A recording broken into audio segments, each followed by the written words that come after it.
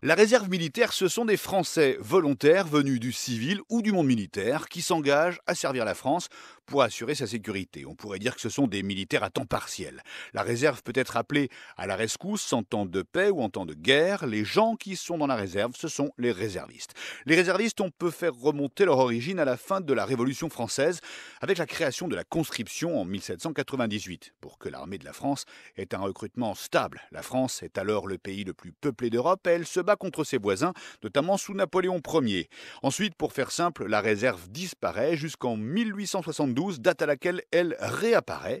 Le système était le suivant, chaque Français faisait son service national, une formation militaire plus ou moins longue selon les époques, et ensuite, il était réserviste pendant 20, 25 ou même 28 ans à la veille de la Première Guerre mondiale.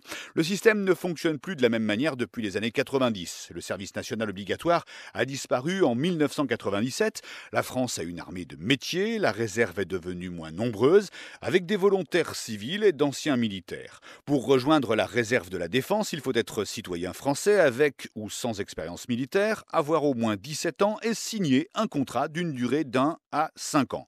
Toutes les recrues reçoivent une formation et un entraînement spécifique pour venir en renfort temporairement aux forces armées.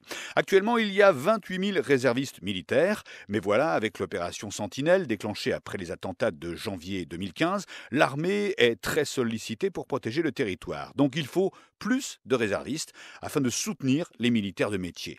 Objectif, 40 000 réservistes au total en 2018. L'idée, c'est d'avoir la capacité permanente de déployer 1000 hommes par jour en cas de besoin dans toute la France.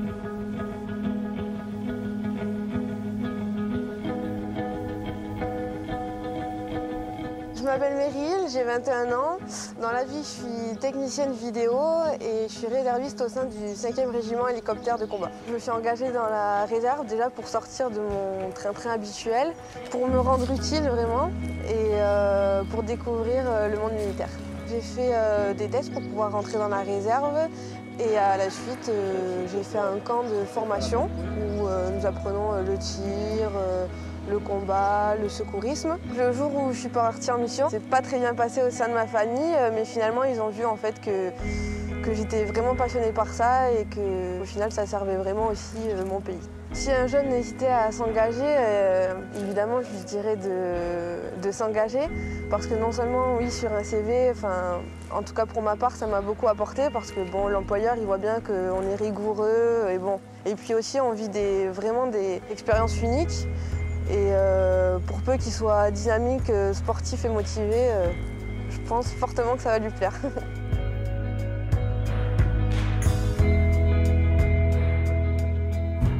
En plus, c'est même pas moi.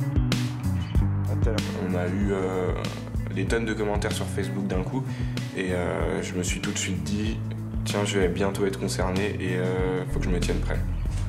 Moi, c'est le premier attentat que je vis et ça s'est passé prêt. J'étais formé pour ça, donc j'ai participé de cette manière. Et là, je me suis senti vraiment utile. Là, on se dit que c'est une mission à part et que c'est quand même une sacrée preuve de confiance. Je m'appelle Antoine, j'ai 21 ans, je suis réserviste et j'ai participé au renforcement du plan Vigipirate suite aux attentats de janvier 2015.